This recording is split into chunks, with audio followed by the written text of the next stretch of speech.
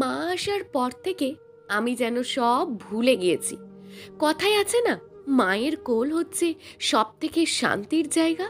সেটাই হয়েছে। মাকে পেয়ে আমার সব কষ্ট, সব দুঃখ দূর হয়ে গেছে। মা সব সময় আমাকে আদর যত্নে রাখেন। পান থেকে চুন খসলেই চাকর বাকরদের সাথে চিল্লাচিল্লি করেন। আমার মা নানি হবে, এটা তার জন্যই অনেক আনন্দের বিষয়। সেই জন্যই হয়তো এমন পাগলামি করে। মা আমার জন্য স্যুপ বানাচ্ছেন। মা বানাচ্ছেন বললে ভুল হবে, নাসিমা বানাচ্ছেন। মা তার পাশে দাঁড়িয়ে দেখছে সব কিছু ঠিকঠাকভাবে দিচ্ছে কিনা। মা অবশ্য আগে কখনো স্যুপ বানায়নি, এখানে এসে ইউটিউবে দেখছে কি করে বানাতে হয়, আর নাসিমাকে সেই ভিডিও অনুযায়ী বানাতে বলছেন।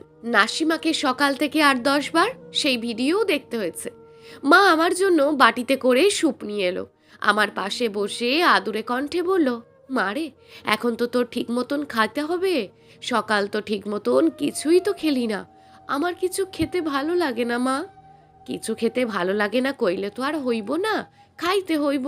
না হলে বাচ্চাটা কিভাবে বড় হইব পেটের মধ্যে? খাই তো, যেটুকু পারি খাই। যেটুকু পারি খাই তো, এগুলো কইলে হইব না। এখন তো সবসময় খাওয়ার উপর থাকুন লাগবো। মার যন্ত্রণায় আমি পুরোটা স্যুপ শেষ করলাম। খুব কষ্ট হলো খেতে। মা বললেন, যা খাইতে মন চাই জামাইরে কবি, এই না দিবে। আচ্ছা, বলবো। জামাই তো তোরে অনেক ভালোবাসা দেয়। হুম। জামাইয়ের সাথে কখনো বেয়াদবি করিস না। আমি কি বেয়াদবি করি? আমি হেইডা কই নে, পুরুষ মানুষের মেজাজের কোনো ঠিক থাকে না। কখন কি হয়, কখন কি করে, কিছুই ঠিক নাই, তাই কইলাম। আচ্ছা, আর শ্বশুর শাশুড়িকে সবসময় ডাকবো, ডাকেই হলো মায়া।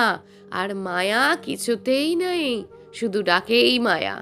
ডাকি তো, মাঝে মধ্যে গিয়ে গল্প করবি, তারা খুশি হইব, তোরও ভালো লাগবো। আচ্ছা, তোর শাশুড়ি তো পুরা মাটির মানুষ, তোর শ্বশুরও ভালো, তার লগে বেশি কথা হয় নাই, কিন্তু তোর শাশুড়ির লগে অনেক কথা হয়েছে। অনেক ভালো মানুষ। হুম, ওনারা সত্যিই অনেক ভালো মানুষ। সপ্তাহখানেক থেকে মা চলে গেলেন। বাড়িতে নাকি তার অনেক কাজ। বাবা নাকি রাগারাগি করবেন মায়ের সাথে। তার উপর আমার ছোট 2 বোন কিছুই করতে পারেন না। কত শত কিছু। মাকে আমি যেতে বারণ করলাম না। মেয়ের শ্বশুর বাড়িতে বেশি দিন থাকতে নেই, এতে করে সম্মান নষ্ট হয়। যদিও আমার শ্বশুর বাড়ির কেউ কিছু বলেনি, উল্টে মাকে এখানে থাকার জন্য অনেক অনুরোধ করেছে। তবুও রাতুল আর আমার ভালোই দিনগুলো কেটে যাচ্ছে। তুলিও আমাদের মাঝে আর আসে না। রাতুলের মুখে এখন তুলির নামও শোনা যায় না। ভালোই হলো, তুলিকে ভুলতে শুরু করেছে মনে হচ্ছে। 7 মাস হয়ে গেল দেখতে দেখতে। দিন যতই যাচ্ছে আমার ভিতরে আমার বাচ্চাটা একটু একটু করে বড় হচ্ছে। এখন একটু একটু নড়াচড়াও করে মনে হয়। আমি বাচ্চাটাকে সবটা সময় অনুভব করতে পারি। কি যে ভালো লাগে। মাঝে মাঝে আমি পেটে হাত দিয়ে বসে থাকি। মনে হয় আমার পিচ্চিটা আমার সাথে কথা বলছে, আমাকে মা মা বলে ডাকছে। মা হওয়ার অনুভূতিটা মনে হয় এমনই হয়। আমার খেতে ইচ্ছে না করলেও জোর করে আমি খেয়ে নিই। আমি না খেলে যে আমার বাচ্চাটা খেতে পারবে না। রাতুল আজ আমাকে নিয়ে ডক্টরের কাছে যাবে। রাতুল সন্ধ্যার আগেই আসার কথা ছিল, কিন্তু 7টা বেজে গেছে, এখনো আসেনি। বুঝতে পারছি না এত দেরি করছে কেন। আমি রাতুলকে কল দিলাম, অনেকবার কল দিলাম, রিসিভ করলো না। খুব টেনশন হচ্ছে। বেশ কিছুক্ষণ পর রাতুলের মোবাইল থেকে কল আসলো। আমি সাথে সাথেই রিসিভ করলাম। হ্যালো রাতুল, কই তুমি? আমি তুলি। রাতুলের মোবাইলটা ভুলে আমার বাসায় রেখে গেছে। আমি একটু অসুস্থ, তাই আমাকে দেখতে এসেছিল। তুমি? আমি তুলির কথা শেষ করা অবধি অপেক্ষা করলাম না, আগেই কলটা কেটে দিলাম। রাতুল বাসায় আসার পর আমি ওকে জিজ্ঞেস করলাম, তুমি কি তুলির বাসায় গিয়েছিলে? তুলি একটু অসুস্থ, তাই দেখতে যেতে হয়েছে। আমাকে নিয়ে তোমার ডাক্তারের কাছে যাওয়ার কথা ছিল না? আমার মনে আছে, আর এই জন্যই আমি আগামীকালের সিরিয়াল দিয়ে এসেছি। আমরা কাল যাব। আমাকে ডাক্তারের কাছে নিয়ে যাওয়ার থেকে তোমার তুলির বাসাটা যাওয়া বেশি জরুরি ছিল। একবার বললাম তো তুলি অসুস্থ ছিল, তাই যেতে হয়েছে। তুমি রেগে রেগে কথা বলছো কেন? রাগার মতন কথা বললে রাখবো না? আমি কি রাগার মতন কথা বলেছি? আমি কি জানতে পারি না তুমি কোথায় কেন যাচ্ছ? না জানতে পারো না কেন? বললাম তো, তুমি কেন তুলের বাসায় গিয়েছিলে? বারবার একই প্রশ্নের উত্তর দিতে আমার ভালো লাগছে না। কাল সন্ধ্যায় ডাক্তারের কাছে যাব, মনে রেখো। আমি যাব না। এসব ফালতু কথা বলবা না। আমি ফালতু কথা বলি? তুমি তো নিজেই একটা ফালতু মেয়ে। তুমি কি আর ভালো কথা বলতে পারো? রাতুলের শেষ কথাটা শুনে আমি জাস্ট হাঁ হয়ে তাকিয়ে রইলাম কিছুক্ষণ। এটা কি বললো রাতুল? আমি একটা ফালতু মেয়ে? আমি ভাঙা ভাঙা কণ্ঠে রাতুলকে বললাম, আমি কি সত্যিই ফালতু মেয়ে? তা নয় তো কি? তাহলে আমাকে বিয়ে করেছো কেন তুমি? তোমার কি মনে হয় আমি খুব সুখে তোমাকে বিয়ে করেছি? শুধুমাত্র তুলি আমাকে রিকোয়েস্ট করেছিল বলে আমি তোমার মতন একটা মেয়েকে বিয়ে করেছি। শুধু তুলি বলেছিল বলে? হ্যাঁ বললাম তো। বিয়ের পর এতদিন যা যা করেছো সব কিছু কি তুলির বলে দিয়েছিল? তুমি আবার ফালতু কথা বলছো। আমি তো নিজেই ফালতু, তাই ফালতু কথা বলছি। আমার খুব খারাপ লাগছে। সারাদিন খুব দৌড়াদৌড়ি করতে হয়েছে। এখন আমাকে ঘুমাতে দাও। এসব কথা বলে আমাকে রাগিয়ে দিও না। হ্যাঁ, ঘুমাও। শুধু একটা কথা বলে দাও শেষবারের মতন। কি বলতে চাও বলো? তোমার জীবনে কি আমার কোনো মূল্য নেই? আমার প্রয়োজন কি শেষ হয়ে গেছে? কোনোদিন তো তোমার প্রয়োজন ছিলই না, আর এখন কি থাকবে? হুম, সত্যিই তাই। আমি আর কথা বাড়ালাম না, চুপ করে বারান্দায় চলে গেলাম। সকালে আমি ড্রাইভারকে নিয়ে আমার বাড়ি চলে এলাম। যার কাছে আমার কোনো মূল্য নেই তার কাছে কেন থাকবো আমি? আমি পারবো না তার কাছে থাকতে। বাবা আমাকে দেখেই বললেন, কিরে মা, জামাই কই? আসেনি। কেন? তোরা একা পাঠিয়ে দিচ্ছে? আমি একাই চলে এসেছি। এসব কি কস তুই? তোমাদের খুব দেখতে ইচ্ছে করছিল, তাই চলে আসলাম। প্রায় 2 সপ্তাহ হয়ে গেল আমি বাবার বাড়িতেই আছি। বারবার শুধু জিজ্ঞেস করছে সবাই যে কি হয়েছে, কেন আমি একা চলে এসেছি। বাবা মনে হয় টের পেয়েছে আমি কিছু একটা ঝামেলার কারণে চলে এসেছি। এই জন্যই তো বারবার জিজ্ঞেস করছে কেন আমি এখানে এসেছি, আর কেনই বা এতদিন থাকছি। এর মধ্যে রাতুল আমার মোবাইলে অনেকবার কল দিয়েছে, কিন্তু আমি রিসিভ করিনি। কেন রিসিভ করব? কি জন্য করব? আমি তো তার কেউ না। তাহলে কেনই বা কল দিচ্ছে? রাতুল আমাদের বাড়িতে এসে আমার আব্বু আম্মুকে বুঝিয়ে আমাকে নিয়ে গেল। আমার আব্বু আম্মু খুশি মনে আমাকে রাতুলের সাথে পাঠিয়ে দিল, কারণ তারা তো জানেই না আমার সাথে কি হচ্ছে। আর জানলেই বা কি হবে? আমাকে তারা তাদের সাথে রাখবে না, আমি ভালোভাবেই জানি। ফেরার পর দিন রাতুল আমাকে নিয়ে ডাক্তারের কাছে গেল। ডাক্তার আমাকে আবারও অনেকগুলো টেস্ট করতে দিল। আমি টেস্টগুলো করালাম। রাতুল এবার আমাকে নিয়েই টেস্টের রিপোর্ট দেখাতে গেল। আমি আর রাতুল বসে আছি ডাক্তারের চেম্বারে। ডাক্তার হাসি মুখেই বললেন, সব কিছু ঠিক আছে, শুধু আমাকে একটু রেস্টে থাকতে হবে। রাতুল আমাকে গাড়ি করে বাসায় পাঠিয়ে দিল। রিক্সা করে রাতুলকে কোথাও যেতে দেখলাম। আমি ওকে জিজ্ঞেস করলাম না কোথায় যাচ্ছে, কারণ সে তো আমাকে মন থেকে মেনে নেয়নি। শুধু তুলি বলেছিল বলেই আমার সাথে আছে। হয়তো এখন তুলির সাথেই দেখা করতে গিয়েছে আমাকে বাসায় পাঠিয়ে দিয়ে। আমি বাসায় এসে কোনো রকম খেয়ে শুয়ে পড়লাম। ঘুমানোর চেষ্টা করছি, কিন্তু ঘুম আসছে না। অনেক চেষ্টা করে ঘুমাতে পারছি না। রাতুল ঘরে ঢোকা মাত্রই আমি চোখ বন্ধ করে চুপ করে শুয়ে রইলাম। ঘুমের ভান ধরেছি। রাতুলের সাথে কোনো কথা বলতে ইচ্ছে করছে না, তাই ঘুমের ভান ধরেছি। রাতুল ঘরের বাতি জ্বালিয়ে ড্রেস চেঞ্জ করলো, বাথরুমে গিয়ে ফ্রেশ হয়ে শুয়ে পড়লো। মনে হয় বাহির থেকে খেয়ে এসেছে। আমি ঘুমিয়ে গেছি ভেবে রাতুল তুলিকে কল দিল। রাতুল খুব আস্তে আস্তে কথা বলছে। কান খাড়া করে আমি শুধু রাতুলের কথাটাই শুনতে পাচ্ছি, তুলি কি বলছে সেটা শুনতে পাচ্ছি না। হ্যালো, এত রাতে কল দিয়েছি কি এমনি? কেন, তোমাকে রাতে কল দিতে আমি পারি না? হ্যাঁ সেটাই তো, আমার তো এখন কোনো অধিকারই নেই, শুধু কষ্ট পাওয়ার অধিকার আছে। তুমি কেন আমাকে বিয়ে করতে বললে? আমি তো এই মেয়েটার জীবন নিয়ে ছিনিমিনি খেলতে পারবো না। কেন এমন করছো তুমি? আমি তো বলেছি আমার ভুল হয়েছে। ভুল করলে তো ওপরওয়ালাও ক্ষমা করে দেয়। তুমি আমাকে এখনো ক্ষমা করতে পারলে না? তুমি যা বলেছো, যেভাবে বলেছো, আমি ঠিক তাই করেছি। আমি এই মেয়েটার সাথে থাকতে পারছি না। তুমি প্লিজ আমার কাছে চলে আসো। আমি তোমার কাছে হাত জোর করে মাপ চাইছি। আমাকে মাপ করে দাও। আমার আর সহ্য হচ্ছে না। একটা ভুলের শাস্তি এত বড় হতে পারে? আমি আর কোনোদিন এমন ভুল করব না। আর এই মেয়েটার জন্য আমি খুব ভালো একটা ছেলে নিয়ে আসবো, দেখো, আমি নিজেই ওর বিয়ে দেব। আমি ভুল করেছি, আমার আর কোনোদিন এমন ভুল হবে না, বলছি তো। আমাকে মাপ করে দাও প্লিজ। আর কিছুক্ষণ কথা বলো, এখনই রেখে দিও না। আচ্ছা ঠিক আছে, এখন তো তুমি আমাকে ভালোই বাসো না। তোমার যত সব চিন্তা এই মেয়েটিকে নিয়ে, মেয়েটা কষ্ট পাবে, তাই না? যাও, রেখে যাও। রাতুল কল কেটে দিল। কি হয়েছিল এমন যে কারণে রাতুল বারবার তুলির কাছে মাপ চাইছে? এমন কি দোষ ছিল রাতুলের যার জন্য তুলি রাতুলকে ছেড়ে চলে গেছে? বুঝতে পারছি না কিছুই। কি হয়েছিল আমার খুব জানতে ইচ্ছে করছে, কিন্তু রাতুল আমাকে কিছুই বলবে না, আমি জানি। আমি কি তুলিকে জিজ্ঞেস করব? মনে হয় না সেটা ঠিক হবে। আর তুলি যদি সত্যি সত্যি রাতুলের সাথে আবার সবকিছু ঠিক করে ফেলে, আমার কি হবে তাহলে? আমি কি করে থাকবো? কোথায় যাব? আমাকে রাতুল আবার বিয়ে দেবে অন্য কারোর সাথে? এটা রাতুল ভাবলো কি করে? আর আমিই বা রাজি হব সেটা রাতুল কি করে শিওর হলো? এগুলো রাতুল কি করছে? আমাকে কি খেলার পুতুল পেয়েছে? যখন যা ইচ্ছে বলবে, যা ইচ্ছে করবে। চাইলে আমাকে আদর করবে, আবার দুর্ব্যবহার করবে। আমাকে নিজের ঘরের বউ করে নিয়ে আসবে, আবার চাইলে অন্যের বউ বানিয়ে দেবে। ছি, কি এমন দোষ করেছিলাম আমি ওপরওয়ালা যে আমাকে এমন শাস্তি দিচ্ছেন? আমি তো কোনোদিন কোনো পাপ কাজ করিনি, তাহলে আমার সাথেই কেন এমন হচ্ছে? এগুলো কি করছে রাতুল? আমাকে নিয়ে এসব কি ভাবছে? সত্যি সত্যি যদি এমনটা করে, আমি কিছুই ভাবতে পারছি না। মাথায় খুব যন্ত্রণা হচ্ছে, খুব যন্ত্রণা করছে, সহ্য করতে পারছি না। মাঝ রাতে আমার খুব পেটে ব্যথা উঠল। আমি রাতুলকে ডাকতে চাইনি, কিন্তু ব্যথাটা সহ্য করতে পারছি না, তাই রাতুলকে ঘুম থেকে ডেকে তুলেছি। রাতুল ঘুম থেকে উঠেই আমার অবস্থা দেখে বিছানা থেকে উঠে আমার পাশে এসে দাঁড়ালো। রাতুল আমাকে উঠিয়ে বসালো, বলল জোরে জোরে শ্বাস নিতে।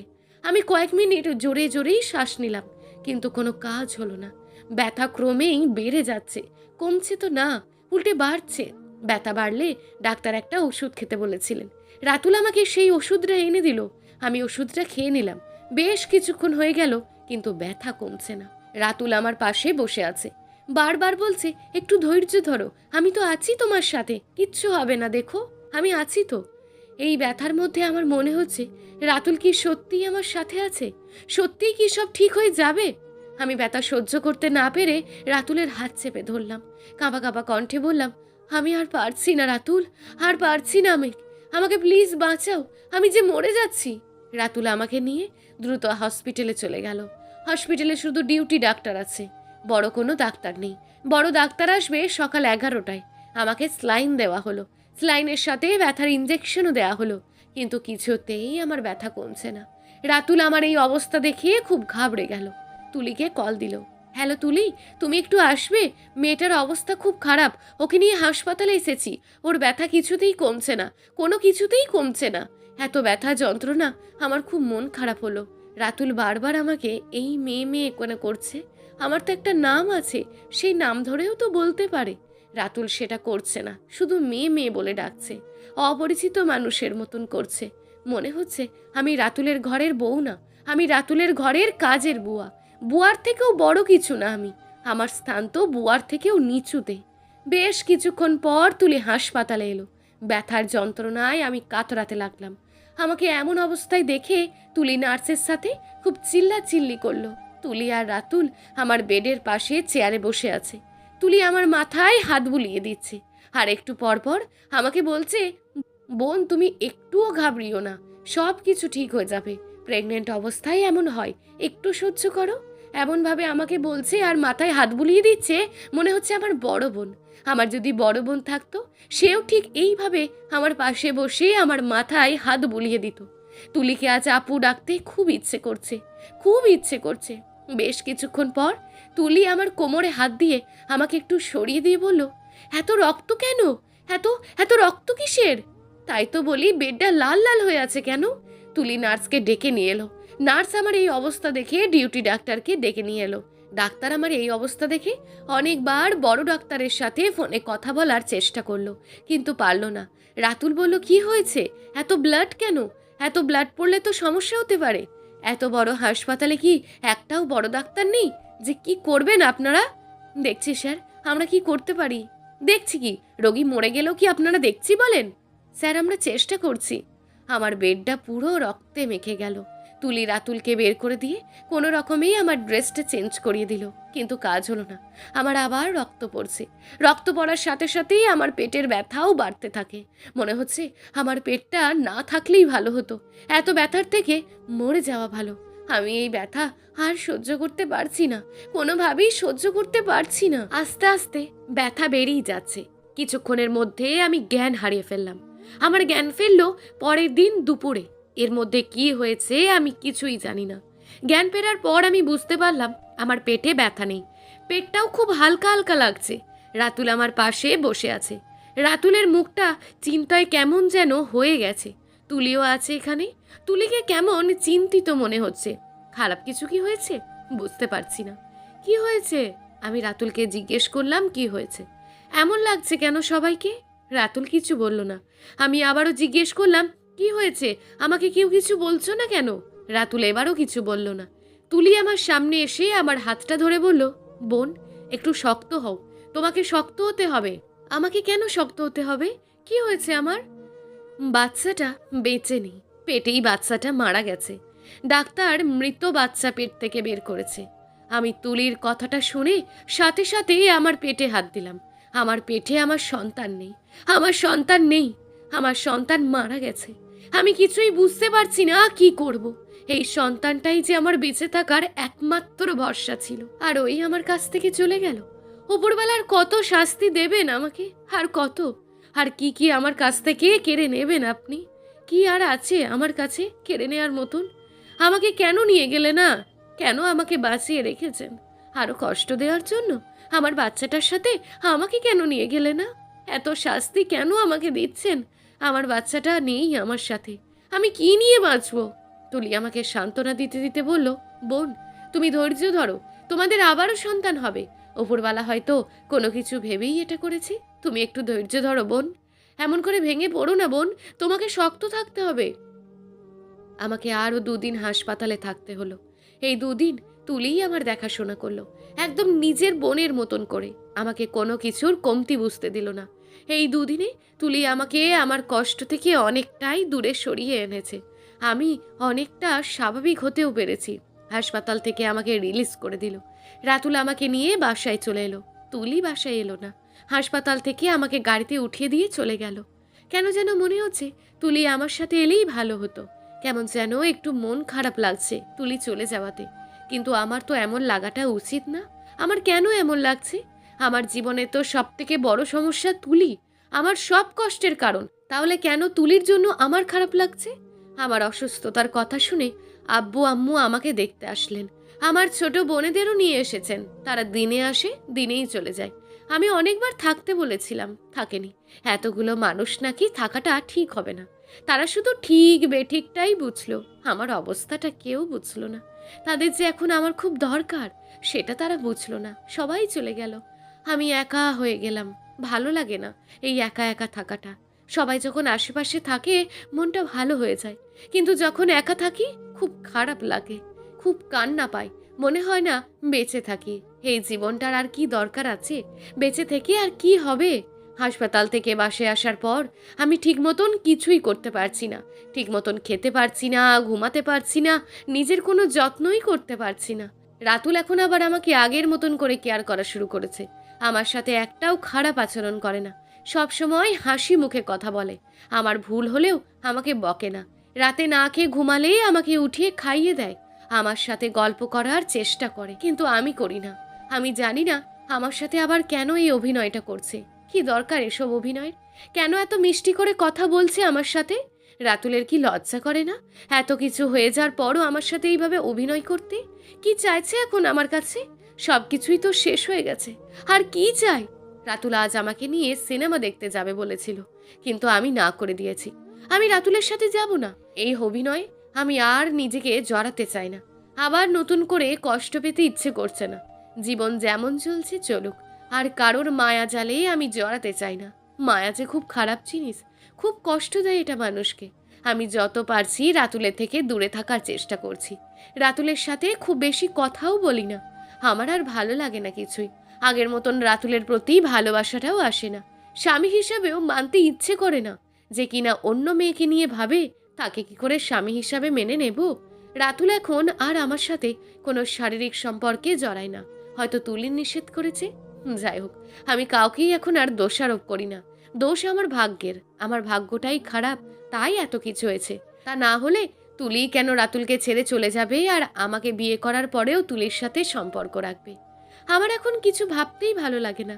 রাতুল আমার পাশে শুয়ে আছে, আমি রাতুলের উল্টো দিকে মুখ ঘুরিয়ে শুয়ে আছি। রাতুলকে কেন যেন আর সহ্য হয় না। রাতুল আমাকে ডাকলো, ঈশা একটু শুনবে? আমি কোনো উত্তর দিলাম না। রাতুল জানে আমি জেগে আছি, তবুও আমি উত্তর দিলাম না। কথা বলতে তার সাথে ইচ্ছে করছে না। রাতুল আমাকে আবারও ডাকলো, ঈশা আমি জানি তুমি জেগে আছো, একটু কি শুনবে আমার কথা? আমি বেশ কিছুক্ষণ পর রাতুলের দিকে ঘুরলাম, বললাম, কি হয়েছে? কেন ডাকছেন আমাকে? তুমি কি খুব রাগ করেছো আমার ওপর? কেন রাগ করব? কার ওপরে রাগ করব? মানুষ তো আপন মানুষের ওপর রাগ করে। আপনি তো আমার কিছুই হন না। আমি কি সত্যিই তোমার কিছুই হই না? না, কিছুই হন না। এটা আমার কথা না, এটা আপনার কথা। তুমি আমাকে আপনি করে বলছো কেন? জানি না কেন আপনি করে বলছি। আপনিটাই আসছে, তুমিটা আসছে না। হুম, আমি তোমাকে অনেক কষ্ট দিয়েছি, এই জন্য আমি তোমার কাছে ক্ষমা চাইছি। ছি, আপনি কেন ক্ষমা চাইবেন? এটা আমার দোষ। আমি মাটিতে বসে চাঁদ ধরার স্বপ্ন দেখেছি। আমি জানি তোমার সাথে অনেক অন্যায় করে ফেলেছি, কিন্তু তুমি যদি চাও আমি তোমাকে আজ কিছু কথা বলবো। কি বলতে চান বলুন? এটা সত্যি যে আমি তোমাকে তুলির কথা অনুযায়ী বিয়ে করেছি। তুলি আমাকে বলেছিল তোমাকে স্ত্রীর সম্মান দিয়েছি। তুলি আমাকে বলেছিল তাড়াতাড়ি বাচ্চা নিতে, সেটাও আমি চেষ্টা করেছি। আমার জন্যই আমাদের বাচ্চা। রাতুল আর বলতে পারলো না, ওর কণ্ঠ কাঁপতে শুরু করেছে। আমি লক্ষ্য করে দেখলাম রাতুলের চোখে পানি। আমি বললাম, কি হয়েছে, আপনি কাঁদছেন কেন? আমি কি আমাদের সন্তানকে মেরে ফেলেছি? আমাকে একটু বলো। না না, এটা হবে কেন? আমি জানি না কেন যেন আমার মনে হচ্ছে আমাদের সন্তানের মৃত্যুর জন্য আমি দায়ী। আমার চোখে পানি চলে এলো। আমার বাচ্চাটার কথা মনে পড়ছে খুব। কি হতো ও যদি পৃথিবীতে আসতো? রাতুল আমাকে কাঁদতে দেখে আমাকে জড়িয়ে ধরলো। আমি আরো বেশি কাঁদতে শুরু করলাম। রাতুল আমাকে আরো শক্ত করে জড়িয়ে ধরেছে। ঈশা, কেঁদো না, আমি আছি তোমার সাথে, কেঁদো না। তোমার কান্না দেখে কিন্তু আমারও কান্না পাচ্ছে। আমি কান্না থামানোর চেষ্টা করছি, কিন্তু কান্না থামছে না। কষ্ট হচ্ছে খুব, ইচ্ছে করছে আমার বাচ্চাটার মুখটা একবারের জন্য দেখতে। ঈশা, কেঁদো না, দেখো আমি আছি তোমার সাথে, তুমি কেঁদো না। রাতুল আমাকে অনেক বুঝিয়ে বাজিয়ে কান্না বন্ধ করালো। আমার হাত ধরে বলল, তুমি কি আমাকে কোনোদিন মাফ করতে পারবে না? আমি রাতুলের প্রশ্নে কোনো উত্তর দিলাম না। আমি চাই আমরা আবার নতুন করে সবকিছু শুরু করি, শুরু থেকে শুরু করতে চাই, যদি তুমি রাজি থাকো। আপনি তো আমার সাথেই থাকতে চান না, আপনি তো তুলির সাথে থাকতে চান, তাকে ভালোবাসেন। হ্যাঁ, তুলিকে আমি ভালোবাসি, অনেক ভালোবাসি। তোমাকে আর মিথ্যে কথা বলবো না, আমি সত্যি এখনও তুলিকে অনেক ভালোবাসি। কিন্তু তুলি আর কোনো দিন আমার জীবনে ফিরে আসবে না। সে চাই আমি তোমার সাথে থাকি, তোমাকে ভালোবাসি। আপনি তাহলে তুলির কথা রক্ষা করার জন্য আমার সাথে আবার সবকিছু ঠিক করতে চাইছেন? যদি বলি হ্যাঁ, তাহলে তুমি কি আমার সাথে থাকবে না? আমি কিছু বললাম না, চুপ করে রইলাম। তুমি কি তোমার ভালোবাসাটি দিয়ে আমাকে কাছে ধরে রাখতে পারবে না? আপনি তো তুলিকে ভালোবাসেন, তাহলে কি করে সম্ভব? হ্যাঁ, আমি তুলিকে ভালোবাসি, আর ওকে ভুলে যাওয়া আমার পক্ষে সম্ভব না। আমি জানি না আমি পাগলের মতন কী সব বলছি, কিন্তু আমাকে তোমার সাথেই থাকতে হবে। আমি তুলিকে কথা দিয়েছি, আমি চাই না আবারও আপনি আমার সাথে অভিনয় করুন, আমাকে নিয়ে ছিনিমিনি খেলুন। আমি তোমার সাথে অভিনয় করব না, সত্যি। আপনি আসলে কি চান বলুন তো, তুলিকে নাকি আমাকে? আমি জানি না কি চাই, আমি শুধু জানি আমাকে তোমার সাথে থাকতে হবে, কারণ আমি তুলিকে কথা দিয়েছি। আমি এমন একটা মানুষের সাথে কি করে থাকবো বলুন তো, যার মনের ভিতর অন্য কেউ বাস করে? আমি জানি না, আমি কিচ্ছু জানি না। আমি মনে হয় পাগল হয়ে যাচ্ছি। রাতুল এমন আবোল তাবোল কথা বলতে বলতে ঘুমিয়ে গেল। আমি বুঝতে পারছি না কি করব। কেনই বা রাতুল এমন করছি? যে কিনা অন্য কাউকে ভালোবাসে, তাকে আমি কি করে ভালোবাসবো? রাতুল সকালে ঘুম থেকে উঠে আমাকে বলল, তুমি তো কিছু জানালে না। কি জানাবো? রাতে তো তোমাকে বললাম। আমি তো বুঝতে পারছি না কি জানানোর কথা বলছেন। তোমরা যদি কেউ আমাকে ধরে রাখতে না যাও, তাহলে আমার তো আর বাড়ি ফেরা হবে না। আমার জীবনটা তো আমি রাস্তায় রাস্তায় ঘুরেই কাটিয়ে দিতে পারি। তুলি আমাকে চায় না, সে চায় আমি তোমার সাথে থাকি। আর তুলির কথায় আমি তোমার সাথে থাকতে চাই বলে তুমিও আমার সাথে থাকতে চাও না। তাহলে বলো আমি কি করব এখন? রাতুল আর কিছু বলল না, ফ্রেশ হয়ে বের হয়ে গেল বাসা থেকে। রাতে বাসায় ফিরল না। রাতুলের মোবাইলও বন্ধ। একটু একটু টেনশন হচ্ছে, আবারও হচ্ছে না। মনে হয় তুলির কাছে গিয়েছে। আমার কি তুলিকে একটা কল দেওয়া উচিত? বুঝতে পারছি না। সারা রাত আমি অপেক্ষা করলাম, কিন্তু রাতুল বাসায় এলো না। সকালে উঠে আমি তুলির মোবাইলে কল দিলাম। হ্যালো ঈশা, বলো। রাতুল কি আপনার ওখানে? কেন? আমি কি জিজ্ঞেস করতে পারি না? তোমার কেন মনে হলো রাতুল আমার এখানে? আমি এত কিছু জানতে চাই না। রাতুল কি আপনার ওখানে? ঈশা, আমি তোমাকে আমার ছোট বোনের মতন করে দেখি। তোমরা ভালো থাকো সেটাই আমি চাই। আর সেই জন্যই আমি রাতুলকে আমার সাথে কোনো ধরনের যোগাযোগ করতে নিষেধ করে দিয়েছিলাম। আর আমি এত কিছু জানতে চাই না। শুধু বলুন রাতুল কি আপনার ওখানে? ঈশা, তুমি আমার কথা বুঝতে পারছো না। এমন আচরণ করছো কেন? আমি কল কেটে দিলাম। জানি না কেন নিজের অজান্তেই কল কেটে দিলাম। রাতুল 2 দিন ধরে বাসায় আসে না। কোনো খোঁজ নেই ওর। মোবাইলটাও বন্ধ। খুব চিন্তা হচ্ছে। সারাদিন কল দিয়েই যাচ্ছি, কিন্তু কল হচ্ছে না। আমার শ্বশুর শাশুড়িও খুব চিন্তা করছে। তারা তাদের সমস্ত আত্মীয় স্বজন সব জায়গায় ফোন করে খবর নিয়েছেন। রাতুলের সমস্ত বন্ধুদের নাম্বারে কল দিয়েছেন, কোনো খোঁজ নেই। রাতুলের সাথে কারোর কোনো কথা হয়নি। আমার খুব বেশিই চিন্তা হচ্ছে। রাতুলের তো এমনটা করা কথা না। কেন এমনটা করছে? সবাইকে কেন কষ্ট দিচ্ছে? আমাকে কষ্ট দেয় সেটা আলাদা কথা, কিন্তু এইভাবে নিখোঁজ হয়ে থাকাটা খুব বেশিই কষ্টের। শুধু আমার জন্য না, আমার শ্বশুর শাশুড়ির জন্য। আমার শাশুড়ি তো সারা দিন রীতিমতো কেঁদেই যাচ্ছে। 2 দিন যাবৎ এই বাসার কেউ ঘুমায়নি। আমারও খুব কান্না পাচ্ছে, কিন্তু আমি শ্বশুর শাশুড়ির সামনে কাঁদি না। তারা আরও ভেঙে পড়বেন। আমার শ্বশুর কোথায় কোথায় যাচ্ছে একা একা রাতুলকে খুঁজতে। সকালে থানায় গিয়েছিলেন মিসিং কেস ফাইল করতে, কিন্তু থানায় কেস ফাইল করেনি। কারণ রাতুল তো প্রাপ্তবয়স্ক, আর এখনো পর্যন্ত কেউ কল দিয়ে বা কোনোভাবে টাকাও দাবি করেনি। তার মানে রাতুলকে কেউ আটক করেও রাখেনি। আমার শ্বশুর মাত্র মেডিকেল থেকে বাসে আসলো। ওখানেও সব জায়গাতে খুঁজেছে, কোথাও নেই। রিসেন্টলি কোনো বেয়ারিজ লাশ বা বেয়ারিজ অ্যাক্সিডেন্ট করে হাসপাতালে কেউ আসেনি। তাহলে রাতুল কোথায়? কোথায় যেতে পারে? আমার মোবাইলে কল হচ্ছে, একটা অপরিচিত নাম্বার। আমি সাথে সাথে কলটা রিসিভ করলাম। হ্যালো, কে? ভাবি, আমি সাইফুল। কোন সাইফুল? চিনতে পারছেন না? আমি রাতুলের বন্ধু। রাতুল আপনার সাথে? না, আমার সাথে না, কিন্তু ওর খোঁজ পেয়েছি। কোথায় আছে রাতুল? এখন কোথায়? ও ঠিক আছে তো? বেশি কিছু জানি না, কিন্তু আমার এক বন্ধুর সাথে রাতুলের কথা হয়েছে। কোন বন্ধুর সাথে? আমাকে নাম্বারটা দিন না একটু। আচ্ছা, আমি নাম্বারটা বের করে আপনাকে কল দিচ্ছি। কলটা কেটে দিল। কিছুক্ষণ পর আবার ছেলেটার নাম্বার থেকে কল আসলো। আমি সাথে সাথে রিসিভ করলাম। হ্যাঁ ভাইয়া, নাম্বারটা দেন। আচ্ছা লিখেন। রাতুল নাকি ওর কাছ থেকে 1 লক্ষ টাকা নিয়েছে গতকাল। কি বলছেন? 1 লক্ষ টাকা দিয়ে রাতুল কি করবে এখন? আমি আসলে এত কিছু জানি না। আচ্ছা, আমি ছেলেটাকে কল দিয়ে জিজ্ঞেস করছি। আচ্ছা। আমি কল কেটে দিয়ে সাইফুলের দেওয়া নাম্বারটাতে কল দিলাম, যার থেকে নাকি রাতুল 1 লক্ষ টাকা নিয়েছে গতকাল। আমি কয়েকবার কল দিলাম, কল বেজে বেজে কেটে গেল, কিন্তু ছেলেটা রিসিভ করলো না। কেন করলো না বুঝতে পারছি না। আমি সাইফুলকে কল দিলাম। হ্যালো ভাইয়া, আপনি যে নাম্বারটা দিয়েছেন উনি তো কল রিসিভ করছে না। কি বলছেন ভাবি? আচ্ছা, আমি কল দিচ্ছি। হ্যাঁ ভাইয়া, আপনি একটু কল দেন, দেখেন কি বলে, আমাকে একটু জানাবে। আচ্ছা ভাবি, অবশ্যই জানাবো। আর হ্যাঁ, রাতুল কোথায় এখন সেটাকে একটু জিজ্ঞেস করবেন। আচ্ছা ভাবি, আমি কথা বলে আপনাকে কল দিচ্ছি। বেশ কিছু ঘন্টা হয়ে গেল, সাইফুল আমাকে কল দিচ্ছে না, আমার কলও রিসিভ করছে না। আর যে ছেলেটার নাম্বার দিয়েছিল সেও কল রিসিভ করছে না। কি হচ্ছে এগুলো বুঝতে পারছি না। তুলি কি কিছু জানে, নাকি সব কিছু তুলির কথা মতোই হচ্ছে? তা না হলে সাইফুল নামে ছেলেটা আমার নাম্বার পাবে কোথা থেকে? তুলিই এসব করেছে।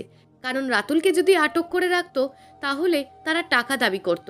আর রাতুল যদি নর্মালি কোথাও যেত ফোনটা বন্ধ করে রাখতো না। এগুলো সব রাতুল আর তুলি প্ল্যান করে করছে। কিন্তু কেন এইসব জঘন্য কাজ করছে? আমাকে সরাসরি বললে আমিই তাদের জীবন থেকে চলে যেতাম। এত নাটক করার কি দরকার ছিল? এইসব নাটক কেন করছে তারা? আমি কি তুলিকে একটা কল দেব? হ্যাঁ, তুলিকে কল দিলেই ভালো হবে। আমার কথা বলতে ইচ্ছে না করলেও আমি আজ তুলির সাথে এগুলো নিয়ে কথা বলবো সরাসরি। যতই কষ্ট হোক আমি সব জানবো আজ। তুলিকে বলতেই হবে। আজ আমি কোনোভাবেই কথার মাঝখানে কল কেটে দেব না। আমি তুলির নাম্বার উঠিয়ে তুলিকে কল দিলাম। কল বাজার সাথে সাথেই তুলি কল রিসিভ করলো। মনে হচ্ছে যেন আমার কলের জন্যই এতক্ষণ তুলি অপেক্ষা করছিল। কখন আমি কল দেব আর কখন তুলি কলটা রিসিভ করবে। হ্যালো ঈশা, বলো। রাতুল কোথায়? বারবার তুমি একই প্রশ্ন কেন করছো? কারণ আমি জানি রাতুল আপনার কাছে। রাতুল আমার কাছে মানে? তোমার কি মনে হয় রাতুলকে আমি লুকিয়ে রেখেছি? হ্যাঁ, আমি রাতুলকে কেন লুকিয়ে রাখবো? রাতুলকে লুকিয়ে রেখে আমার লাভ কি হবে? আর রাতুল কি কচি খোকা নাকি যে আমি লুকিয়ে রাখবো আরও বের হতে পারবে না, যেতে পারবে না আমার এখান থেকে? আমি কিছু শুনতে চাই না। রাতুল কোথায় সেটা বলেন। আমি জানি না রাতুল কোথায়, সত্যিই আমি জানি না। কেন আপনারা আমার জীবনটা নিয়ে এমন ছিনিমিনি খেলছেন? কেন? আমি কেন তোমার জীবন নিয়ে ছিনিমিনি খেলবো বলো? আমি জানি না, আমি সত্যিই কিছুই জানি না। কিন্তু আপনারা আমাকে সরাসরি বললেই তো আমি চলে যেতাম। এত নাটক করা, এত কিছু করতে হতো না। কি বলছো তুমি? তুমি কেন যাবে? আমি গেলেই আপনারা ভালো থাকবেন, রাতুল ভালো থাকবে, আপনিও ভালো থাকবেন, সবাই ভালো থাকবে। শোনো ঈশা, আমি সত্যিই জানি না রাতুল কোথায়। রাতুলের সাথে আমার কোনো ধরনের কথা হয়নি। তবে তবে কি বলুন? তবে আমার মনে হয় রাতুল ইচ্ছে করে লুকিয়ে আছে কোথাও। কেন সে ইচ্ছে করে লুকিয়ে থাকবে? আর সাইফুল নামের একজন ফোন দিয়েছিল, রাতুলের বন্ধু। সে বলল রাতুল নাকি কার কাছ থেকে 1 লক্ষ টাকা নিয়েছে। কেন নিয়েছে সেটা বলেনি। আর তারা এখন কেউ কল রিসিভ করছে না। কি বলছো এগুলো? আমি জানি আপনি সব কিছুই জানেন, শুধু শুধু আমার কাছে না জানার ভান করছেন। না জানার ভান করে কি হবে? ঈশা, আমি কিছুই। আমি এবারও কল কেটে দিলাম। বারবার মিথ্যে কথাগুলো শুনতে ভালো লাগছে না। সব কিছু জেনেও কিভাবে একটা মানুষ এত সুন্দর করে মিথ্যে কথা বলে বুঝি না। আমাকে সরাসরি বললেই তো ঝামেলা মিটে যায়। এত কিছু কেন করছে তারা? আমার কিছু ভালো লাগছে না। ইচ্ছে করছে দূরে কোথাও চলে যাই, যেখানে কোনো কষ্ট থাকবে না। আমার আপন কাউকে আমার থেকে কেড়ে নেবে না। আমার আপন কেউ আমার থেকে চলে যাবে না। ভাবতে ভাবতেই আমি কাঁদতে শুরু করলাম। চোখ বেয়ে পানি পড়ছে, কিন্তু আমার এই চোখের পানির কোনো মূল্য নেই কারোর কাছে। রাতুল 7 দিন পর বাসায় ফিরেছে। এই 7 দিনে সে কোথায় ছিল, কার সাথে ছিল, কেউ জানে না। বাসায় আসার পর আমার শ্বশুর রাতুলকে জিজ্ঞেস করেন, কোথায় ছিলে তুমি এতদিন? তোমার জন্য আমরা সবাই চিন্তায় মরা মরা অবস্থা। কোথায় কোথায় তোমাকে খুঁজেছি তুমি সেটা জানো? আর তোমার মায়ের অবস্থা কি হয়েছে একটাবার তাকিয়ে দেখো। রাতুল ভাঙা কণ্ঠে বলল, আমি এখন কিছু শুনতে চাই না, জানতেও চাই না। আমি এই কটা দিন আমার নিজের মতন করেছিলাম। শহরের ভিড় আর এত মানুষজন আমার ভালো লাগছিল না, তাই শহর ছেড়ে একটু দূরে গিয়েছিলাম। কথাটা বলেই রাতুল নিজের ঘরে চলে গেল। দরজা বন্ধ করে আছে। কি করছে কে জানে। আমাকেও ভিতরে ঢুকতে দিচ্ছে না। আমি বেশ কয়েক ঘন্টা দরজার পাশে দাঁড়িয়ে থেকে যা বুঝতে পেরেছি সেটা হচ্ছে রাতুল দরজা বন্ধ করে কাঁদছে। তুলির জন্য কাঁদছে হয়তো। রাতুলের এসব কাণ্ড দেখে আমার খুব মন খারাপ হচ্ছে। আমার নিজেরই কান্না পাচ্ছে।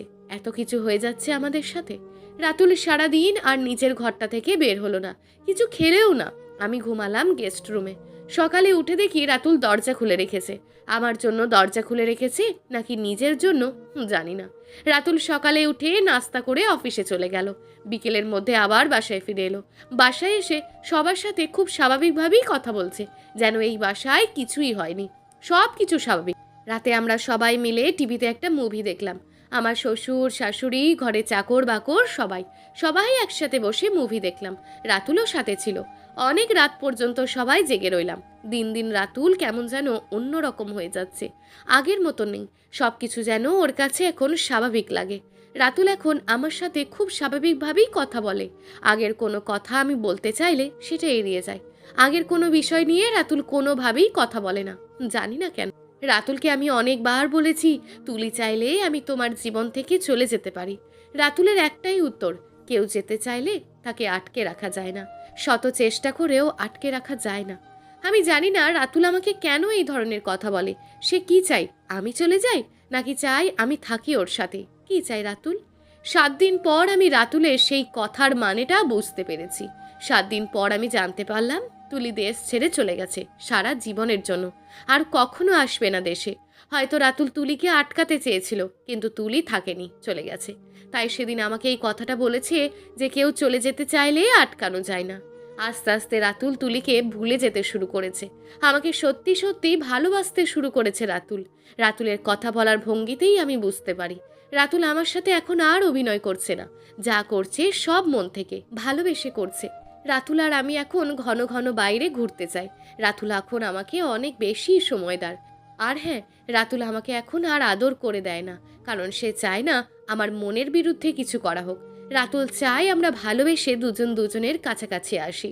আস্তে আস্তে রাতুল আর আমার ভিতর খুব ভালো বন্ধুত্ব হয়ে গেল। অনেক রাত জেগে আমরা দুজন গল্প করি। কী সব নিয়ে যে গল্প করি তা আমরা নিজেও জানি না। অনেক অনেক গল্প। 3 বছর পর আমাদের একটা ফুটফুটে বাচ্চা হলো, ছেলে বাচ্চা। আমি বাচ্চাটার নাম রাখলাম তুষার। জানি না কেন তুলির নামের সাথে মিল রেখে নাম রাখতে ইচ্ছে করলো আমার। রাতুলও আমাকে কিছু বলেনি। মনে হয় রাতুল খুশিই হয়েছে। হয়তো তুলিকে এখনো ভুলতে পারিনি, না পারুক, সেটা নিয়ে আমার কোনো কষ্ট নেই। কারণ একটা মানুষকে ভুলে যাওয়া খুব সহজ না, এটা আমি এখন বুঝি খুব ভালো করে। কারণ তুলিকে আমি নিজেই ভুলতে পারিনি। তবে রাতুল যে আমাকে তার স্ত্রী হিসেবে মেনে নিয়েছে, মন থেকে আমাকে তার জীবনসঙ্গী হিসেবে মেনে নিয়েছে, এটাই আমার জন্য অনেক বড় পাওয়া। আর তুলি যদি রাতুলের জীবনে ফিরে আসতো, তাহলে আমার জীবনটাই নষ্ট হয়ে যেত। জানি না তুলি এখন কেমন আছে, কোথায় আছে। তবে খুব জানতে ইচ্ছে করে, তুলির কি এখনো আমাদের কথা মনে আছে, নাকি ভুলে গেছি? তুলি কি খুশি হবে তুষারের কথা শুনে? জানি না, কিচ্ছু জানি না। তবে হ্যাঁ, তুলির জন্য আমার অনেক অনেক দোয়া রইল। যেখানেই থাকুক ও ভালো থাকুক। আমি, তুষার আর রাতুল, এই নিয়ে আমাদের ছোট্ট সংসার এখন। রাতুল তুষারের অনেক বেশি কেয়ার করে, নিজের থেকেও বেশি ভালোবাসে। রাতে যদি তুষার একটু কেঁদে ওঠে, রাতুলের সারা রাত জেগে থাকবে, যতক্ষণ না তুষার ঘুমাবে। রাতুলের সাথে আমার এখন কোনো কিছু নিয়েই কথা কাটাকাটি বা ঝগড়া কিচ্ছু হয় না। রাতুল অনেক শান্ত স্বভাবের হয়ে গিয়েছে, যেটাও ছিল না আগে কখনোই। যাই হোক, রাতুলকে নিয়ে আমি অনেক সুখে আছি, অনেক বেশি সুখে। মাঝে মাঝে মনে হয় এই পৃথিবীর সবচেয়ে সুখী মানুষ আমি। সমাপ্ত। গল্প লীলা খেলা। লেখিকা ইসরত সুমি।